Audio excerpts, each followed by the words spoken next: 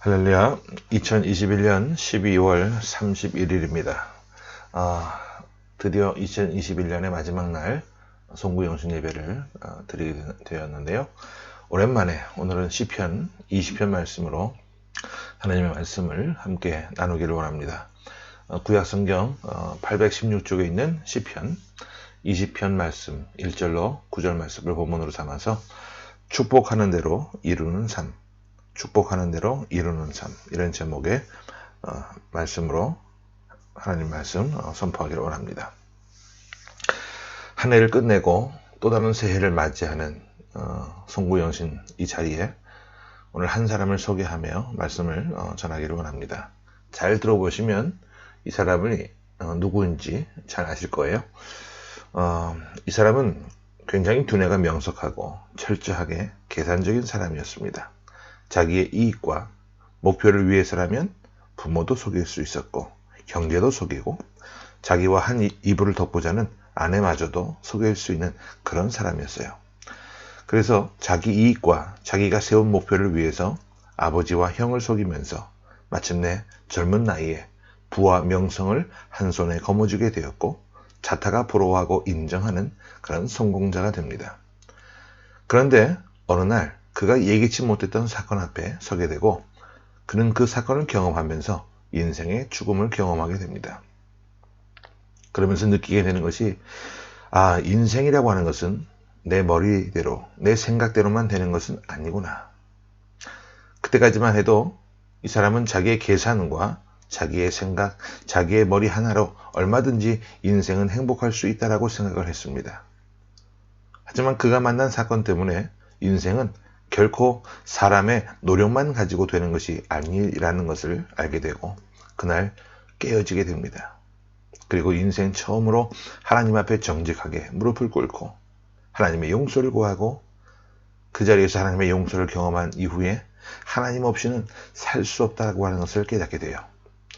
그날부터 그가 진정한 믿음을 갖게 되고 그날 이후로 신앙생활을 시작한 이후로 철저하게 하나님의 은혜를 구하며 믿음으로 사는 그런 삶이 되게 됩니다.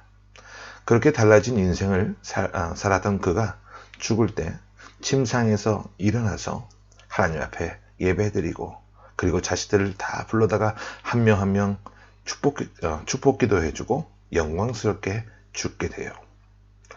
바로 이 사람이 성경에 나오는 야곱이라고 하는 사람입니다. 그 야곱이라고 하는 이름의 뜻이 참 얄궂습니다. 강도, 도둑놈 이런 뜻을 갖고 있어요.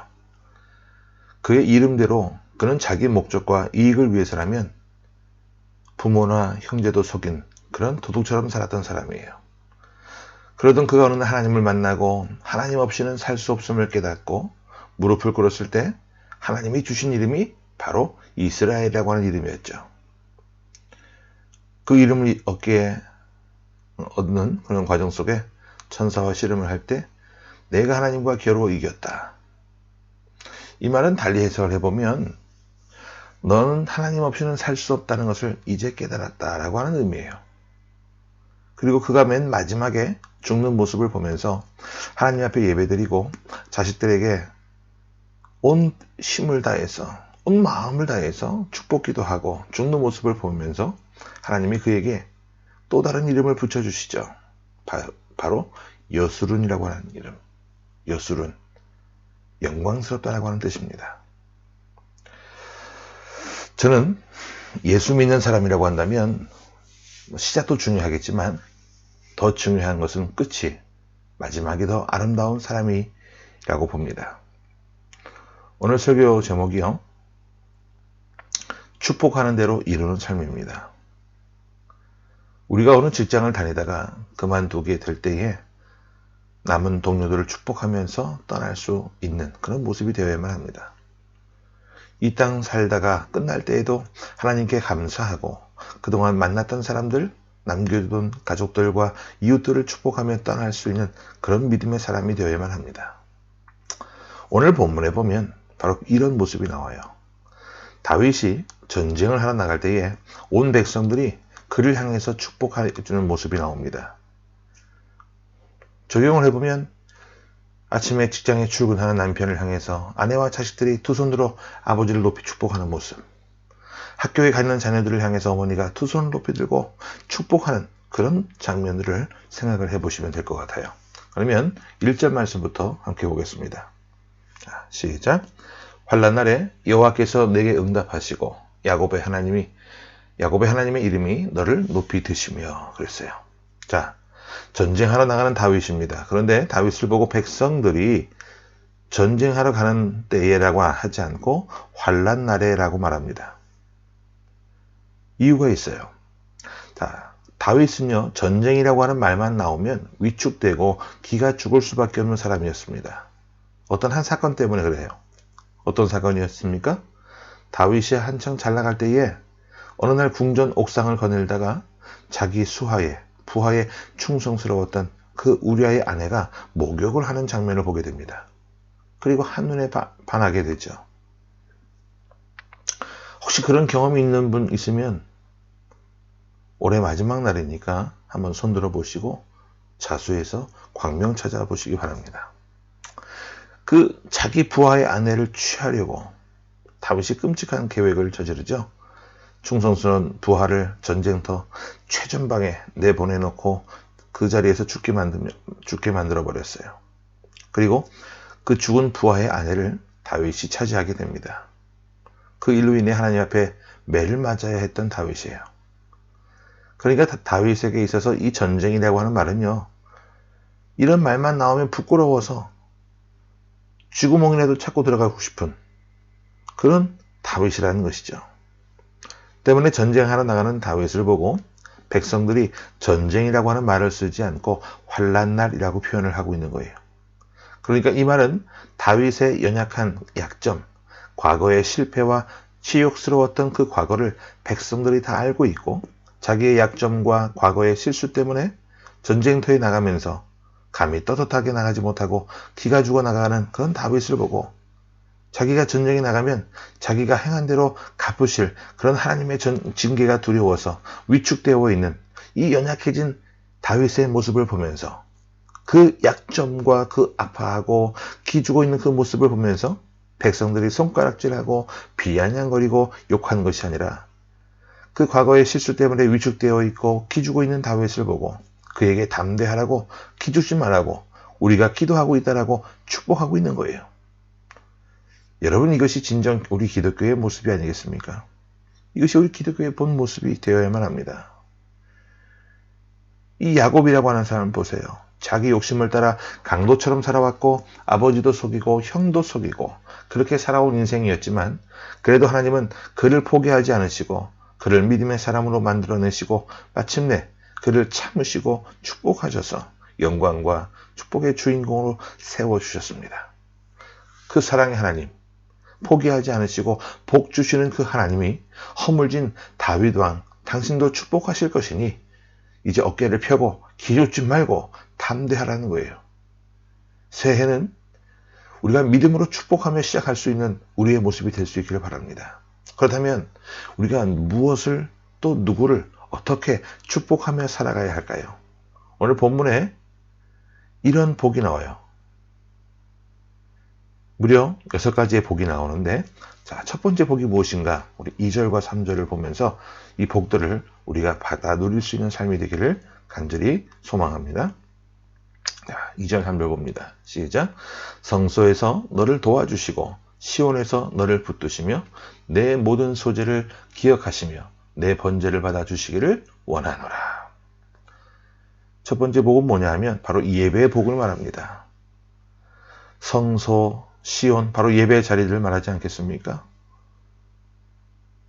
예배 복은요, 예배를 통해서 새롭게 되고 하나님이 도와주시고 응답하시고 붙들어 주시고 높여주시는 은혜를 말해요. 우리가 새해를 맞이할 때에 우리가 가장 먼저 받아야 할 것, 바로 중요한 것이 바로 이것입니다. 예배 복이라고 하는 거예요.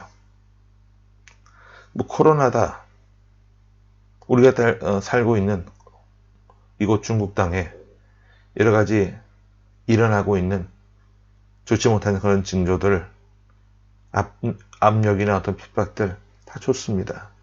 그러함에도 불구하고 우리가 놓치지 말아야 할 것은 수단과 방법을 어떤 수단과 방법을 통해서라도 이 예배의 자리만큼은 놓치지 말아야 한다는 거예요. 믿는 사람에게 예배가 없다면 어떻게 믿는 사람이라고 말할 수 있겠습니까? 가장 이 중요한 소중한 복을 놓치지 않는 저와 여러분의 모습이 될 수 있기를 소원합니다. 계속해서 우리 4절을 보겠습니다. 시작. 내 마음의 소원대로 허락하시고 내 모든 계획을 이루어 주시기를 원하노라. 우리가 마음속에 소원을 갖고 있다. 어떤 열망이나 열정을 갖고 계획을 세우며 나아갈 때에 바로 이것이 무엇이냐? 다른 말로 표현하면 비전과 열정의 복이다라고 말할 수 있어요. 비전과 열정의 사람. 여러분이 진정 예수를 믿게 되셨고 정말 주님을 믿고 의지하신다면 하나님이 주시는 큰 꿈을 소유할 수 있게 되기를 바랍니다. 하나님이 주시는 큰 꿈. 우리 빌립보서 2장 13절 한번 볼게요. 자, 시작. 너희 안에서 행하시는 이는 하나님이시니 자기의 기쁘신 뜻을 위하여 너희에게 소원을 두고 행하게 하신다라고 말씀합니다. 우리가 정상적인 신앙생활과 예배생활을 하다 보면 어느 날 어느 한순간에 하나님께서 우리 마음 가운데 강렬한 소원을 주십니다. 만약에 그 소원이 인간적인 잘못된 욕망이라고 한다면 어느 날 다 사라지고 없어져 버려요. 그러나 그것이 하나님께서 주신 건강한 비전이라고 한다면 시간이 갈수록 마음이 뜨거워지게 됩니다. 그리고 그것이 구체적으로 이루어지기 시작합니다. 그리고 그것이 이루어지면 하나님의 교회에는 덕이 되고 하나님께는 영광이 되고 우리와 이웃에게는 복이 돼요. 하지만 우리가 비전을 품되 꿈을 갖되 헌신과 희생이 있어야 합니다. 만약에 헌신과 희생이 없는 단순한 꿈을 갖고 있다, 이것은 개꿈이에요. 여러분, 크리스찬들은, 기독교인들은 꿈꾸는 사람이 되어야 하지만 동시에 움직이는 사람이 되어야만 합니다. 바로 이것이 핵심이에요. 이것이 하나님의 뜻이다라고 하는 확신이 들면 무슨 일을 하든지 간에 머뭇거리지 말고 마음과 뜻과 정성과 목숨을 다해 행하는 열정이 있어야만 합니다. 그런 열정은요, 어떤 장벽과 난관을 만나도 뚫고 나갈 수 있는, 믿음으로 뚫고 나가고 포기하지 않는 그런 열정을 말하는 거예요. 세상에서 절망과 좌절 가운데 있다가 교회에 왔을지라도 예배 시간마다 말씀을 통해서 성령의 감동을 통해서 새로운 꿈이 날마다 뜨겁게 여러분 마음속에 용솟음치는 그런 은혜가 있기를 바라고 그 꿈을 붙들고 벌떡 일어나 무슨 일을 하든지 마음과 뜻과 정성과 목숨을 다해 움직이는 그런 열정의 사람들이 되시기를 바랍니다. 특별히 열정을 따라 움직이네 흐르는 물처럼 움직일 수 있기를 바라요. 열정적으로 하라니까 자기 마음대로 자기 기분 따라 막 나대는 그런 모습이 되어서는 안 됩니다. 우리의 열정의 모습은 불같이 일어났다가 사람 장벽을 만나거나 어떤 사건 장벽을 만나면 그냥 하루아침에 주저앉아 버리고 끝내는 것이 아니라 도도하게 흐르는 그런 바닷물처럼 전공법으로 나가다가 막히면 또 돌아가고 돌아가다 막히면 기다리고 또 물이 채워질 때까지 기다리다가 넘어가는 이런 모습이 있어야 한다는 거예요. 여러분, 도도하게 흐르는 물줄기는 아무도 막을 수 없습니다. 그런 물줄기의 모습처럼 은혜가 흘러넘쳐서 조용하지만 열정이 있는 그런 복을 받아 누리는 우리가 될 수 있기를 간절히 소원합니다. 우리 계속해서 본문 5절을 보겠습니다. 자, 시작. 우리가 너의 승리로 말미암아 개가를 부르며 우리 하나님의 이름으로 우리의 깃발을 세우리니 여호와께서 내 모든 기도를 이루어 주시기를 원하노라. 아멘. 이것은 무슨 복이냐? 세 번째 복이죠. 축복의 씨앗이라고 하는 복이에요. 나 때문에 다른 사람들이 살아나게 되는 복을 말합니다.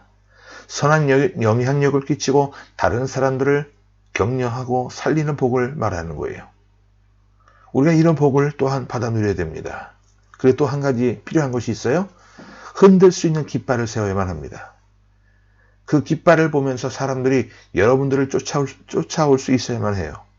우리가 복받는 모습을 보고 사람들이 그 깃발을 보고 따라오는 이것이 진정한 부흥의 모습이라고 하는 것을 여러분들 꼭 기억하시기 바랍니다. 계속해서 6절을 보겠습니다. 시작. 여호와께서 자기에게 기름 부음 받은 자를 구원하시는 줄 이제 내가 아노니 그의 오른손에 구원하는 힘으로 그의 거룩한 하늘에서 그에게 응답하시리로다. 자, 네 번째 복입니다. 바로 기름 부으심의 복이에요. 여러분, 기름 부음을 받는다, 이 말은 뭐냐 하면 구약시대 때 보면 왕이나 제사장들을 세울 때 기름을 부었습니다. 그 의미가 뭡니까? 내가 너를 책임지겠다. 네가 무슨 일을 하든지 그 일을 할 때마다 그 일을 감당할 수 있는 힘과 능력을 내가 채워주겠다라고 하는 하나님의 약속의 표시거든요. 이 기름 부으심을 신약적으로 표현하면 성령의 기름 부으심이라 이렇게 표현할 수 있어요. 다른 말로 하면 이렇게 표현할 수 있을 겁니다. 저와 여러분이 교회면 교회, 가정이면 가정, 직장이면 직장, 무슨 일을 하든지 하나님이 그때마다 감당할 수 있는 은혜와 능력과 복으로 부어 주시겠다는 거예요. 하나님의 권세로 그 오른손의 능력으로 입혀주시고 응답해 주시겠다는 거예요.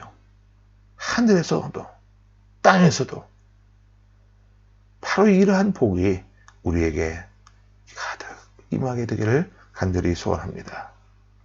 또 7절에 보면 계속해서 7절 말씀을 보겠는데 시작. 어떤 사람은 병거, 어떤 사람은 말을 의지하나 우리는 여호와 우리 하나님의 이름을 자랑하리로다. 하나님께서 매 순간순간마다 도와주시는 이 복을 체험하고 나면 우리는요, 세상 것 자랑하지 않게 됩니다. 돈 자랑하지 않고 가지고 있는 것 자랑하지 않고 오직 누구만 자랑하게 되느냐? 여호와 하나님만을, 하나님의 이름만을 자랑하게 돼요. 그 전능하신 하나님이 나와 함께 하시고 나에게 주시는 것들만 생각하며 자랑하는 삶이 된다는 거예요. 우리 계속해서 8절과 9절을 함께 봅니다. 자, 시작. 그들은 비틀거리며 엎드러지고 우리는 일어나 바로 서도다. 여호와여 왕을 구원하소서. 우리가 부를 때에 우리에게 응답하소서. 여기 나오는 우리라고 하는 이 표현이 참 중요합니다.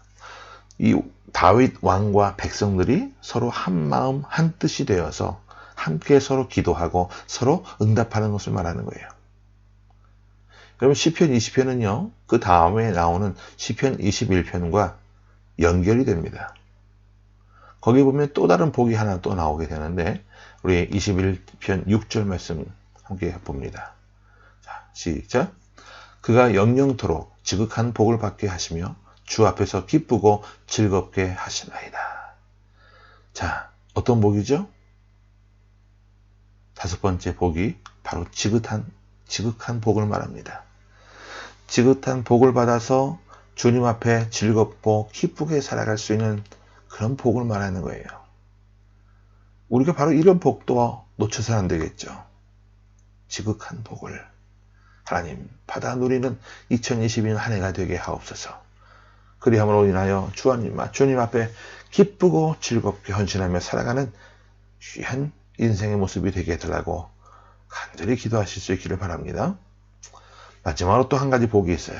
21편 8절인데요. 시작. 왕의 손이 왕의 모든 원수들을 찾아내며 왕의 오른손이 왕을 미워하는 자들을 찾아내리로다. 찾아낸다. 두 번 강조하고 있는데 이건 무슨 복이냐면 바로 분별력의 복을 말합니다. 이것이 과연 하나님이 원하시는 것인지 아닌지, 하나님이 주신 것인지 하나님이 주시는 것이 아닌지를 우리가 분별해낼 수 있어야 돼요. 이것이 하나님이 나에게 주시고자 하시는 어떤 훈련과 연단과 어떤 시험의 모습인지 아니면 사단이 우리를 유혹하여 넘어뜨리고자 하는 괴계인지 분별해낼 수 있는 그런 복도 놓치어서는 안 될 줄로 믿습니다. 마지막으로 이 얘기를 드리면서 말씀을 마치기를 원하는데요. 한국에 있는 어느 농아학교에서 실제로 있었던 일이에요. 어느 날 교육청에 있는 한 어떤 높은 분이 방문을 하게 되었습니다. 학교 관계자들이 정문에 나가서 그 기분과 인사를 나누고 이제 학교의 건물 안에 교실에 들어와서 농아들의 수업 현장을 참관하게 되었는데 그 귀빈이 인사를 할 때 갑자기 교탁 앞으로 나가서 흑판에 분필로 질문을 한 가지 써놓게 됩니다. 질문의 내용은 바로 이런 거예요. 여러분 중에 누구든지 하나님께서 왜 여러분에게 듣지도 말하지도 못하게 하셨는지 대답할 수 있는 사람 있다면 나와서 이 칠판에다 적어보시기 바랍니다. 한참 동안 침묵이 흘렀습니다.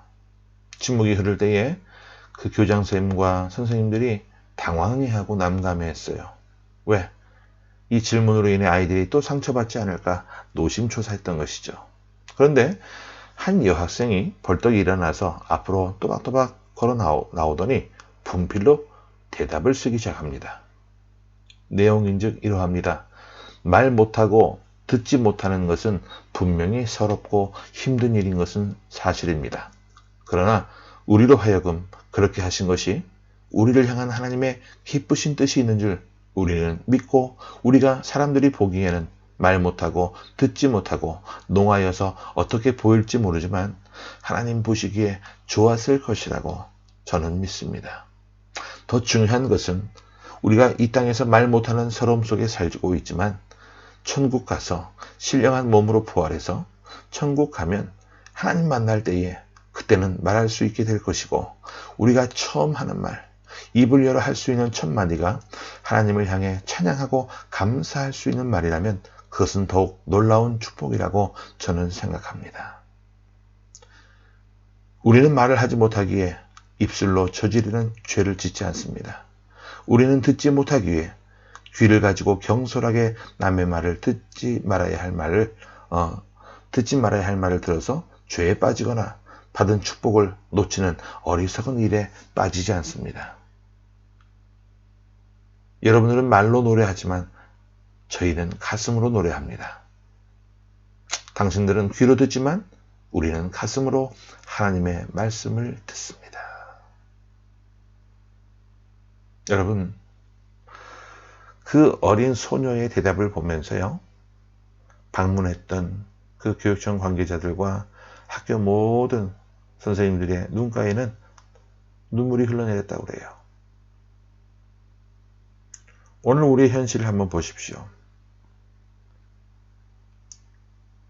우리의 현실을 볼 때 우리가 아무리 발버둥 치고 노력을 해도 우리의 좁은 머리로, 좁은 이 가슴으로 모든 것들을 다 이해하고 포용할 수 없어요. 하지만 하나님의 기쁘신 뜻이 있는 줄로 믿고, 모든 것이 합력하여 선이 될 줄로 믿고, 마침내 하나님께서 나를 복되게 하실 것이라 믿고 서로 축복하며 살아가는 그런 모습들을 우리가 놓쳐서는 안 됩니다.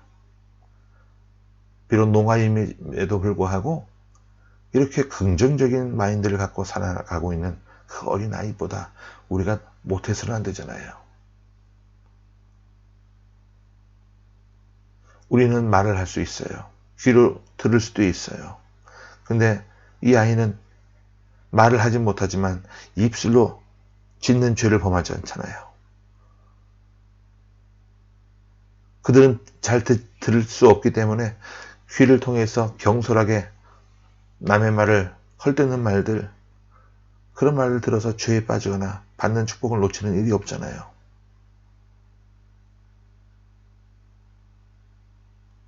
입으로 노래할 수는 없지만 가슴으로 노래하잖아요.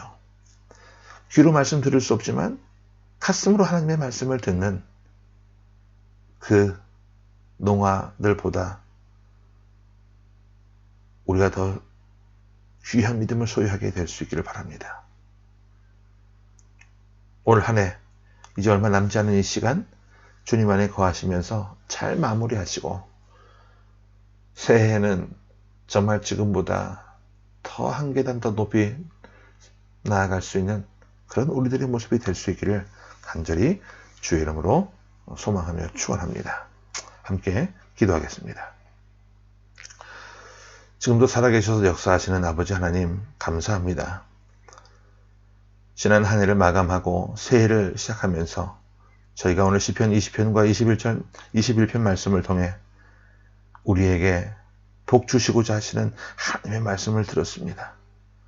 하나님, 우리도 남은 인생 주님의 마음을 헤아려 축복하며 살 수 있는 인생이 되게 하여 주옵소서.